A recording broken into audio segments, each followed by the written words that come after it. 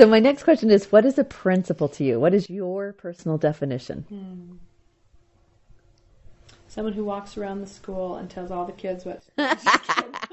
Not principal. Okay, so principle.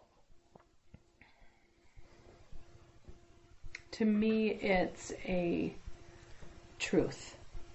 Okay. And it doesn't mean, like, there's a big T for the eternal truths, like universal truths. And then there's a small t, which is like my truth. Okay. Right? What I perceive to be my reality. Yeah. Which is totally upon perception, and it matters only to me because it's only my experience, right? But I perceive and push it on other people. A principle to me is the big T. Okay. It's something that is a universal truth that God understands, obeys, and it's his way of being. Is he operates through principles. Yeah. And it's his code of conduct. Okay. Does that make Yeah. sense? Yeah. And so it's when he teaches us those principles, and then we get to choose. Is that my little T for me, or is that a big T for me? When we align with those principles that God has shown us and put in front of us, like our body, mind, and spirit, like everything will be aligned. Cool. And we're in that space to create with him. Yeah. Yeah. That's awesome. The founding fathers called that big T the first principles.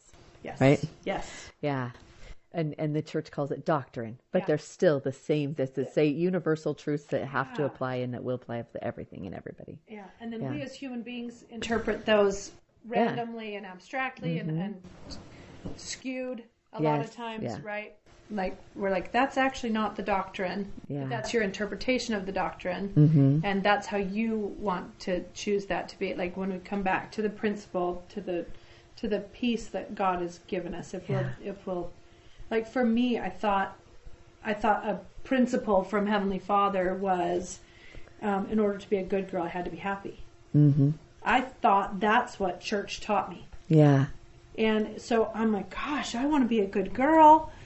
So I guess I always have to be happy. Yeah. So anytime I was sad, I thought I was being a bad girl. And I thought Heavenly Father doesn't value me because I'm sad. And I thought that was a principle that I was learning at church and assigning. So my skewed little story of his principle, like that was so not anything that he had taught me. Yeah.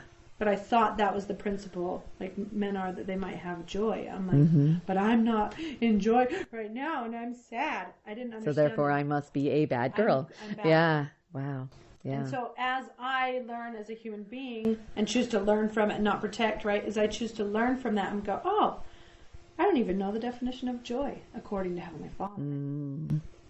And what if Heavenly Father's definition of joy is I get to feel all of it? Yeah. And men are that they get to feel all of it. Yeah. And come to a place of love, unconditional love, towards all of me. And then I have joy. Yeah. Like that's such a different definition, different little T for me as a grown up versus how I grew up thinking it was, right? Yeah. So we take the principle and we go, to fit me, I need it to.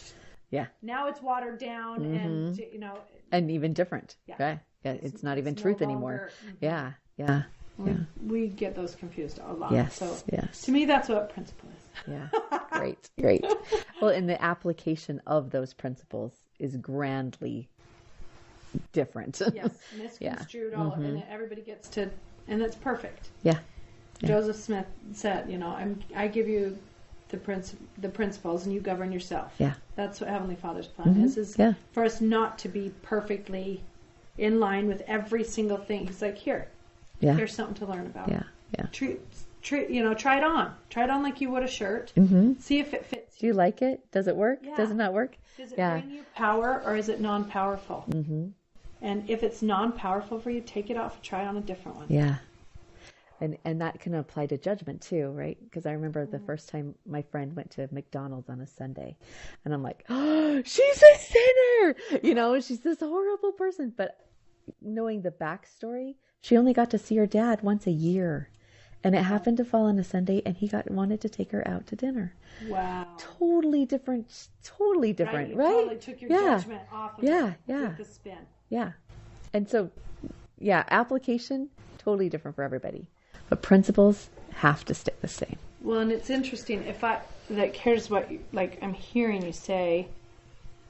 If I adopt a principle, and then I see you don't, now I'm judging you for not doing it the way I think that this principle should be lived. And actually, that's not what Heavenly Father wants us to do. Nope. The values that I hold dear to me, when I'm putting them on you, now I'm going to be filled with resentment. And disappointment. Yeah. And your path, perfection on the path, right? The Hebrew definition. Your path is not my path. Right. And so you going to McDonald's on Sunday is your path, and I don't even have. It's your business. Okay. Yeah. Right. And I don't even have. There's nothing to judge in that. Right. I'm like, good for you. You're spending time with your dad and going to McDonald's. Awesome. Yeah.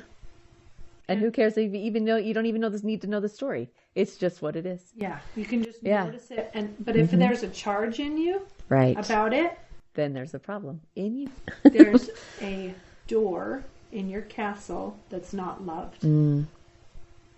Yep. That's how you find those. Yeah. Is when someone else causes you to be like, but she shouldn't. Oh. Oops. Point it to me. Three fingers are coming back to me. What's going on? Yeah. There's a part of me that's unloved. That's why I'm pointing at you. Mm-hmm. Yeah. So anytime we're blaming and judging and saying you shouldn't, truly just learning instead of protecting, to learn about that situation of, wow, why did I get so down on so-and-so for doing that? Oh, because if I did that, I wouldn't love myself. Mm-hmm. That's interesting. Yeah. Can I go to the store on Sunday and still love myself through that process? Yeah. Because that's unconditional love, right? Mm-hmm. Oh, yeah. That's Heavenly Father will love us. Yeah. Whether we obey this principle or not, His love is still there. Here for us. Yeah. And look at Eve. He told Adam and Eve, don't touch the fruit. Mm-hmm. Thank goodness she disobeyed. Yeah. And is there a plan for all of that too? Yeah.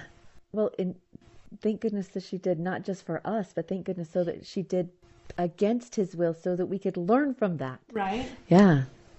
Where, if she was just the obedient little perfect child pleaser. Mm-hmm. Not thinker. Yeah. She was a thinker. Absolutely. None of us would be here. Yeah. Yeah. And He knew that about Eve. Mm-hmm. You're going to be the first person. You will not. I'll tell you to do something and you'll do something completely opposite. You're the one I want. Yeah. Interesting, huh? Right? God chose the one the opposite. Yeah. And so then when we choose opposite and we're like, oh, God won't love. Really? He did leave. Yeah. He loves us no matter what. And that's part of the learning process for you to experience while you're here in this body on this planet. Yeah. Yeah. Is to have made that mistake and learn from it and now choose to do something different. Beautiful. Oh my gosh, it takes so shame yeah, you can't put it in. You can't, it You're has not no when you have place that in here. mindset. Yeah. Mm-hmm. Heavenly Father's like, Eve, you did that? Awesome. Here's the consequences. And I told you there'd be consequences. It was a business transaction. Mm-hmm. It wasn't you ruined my heart. Right, yeah, exactly. To be notified of our newest YouTube videos, be sure to click the subscribe button here. Head over to our new website for the latest gifts and promotions. For more videos like this one, click this playlist here.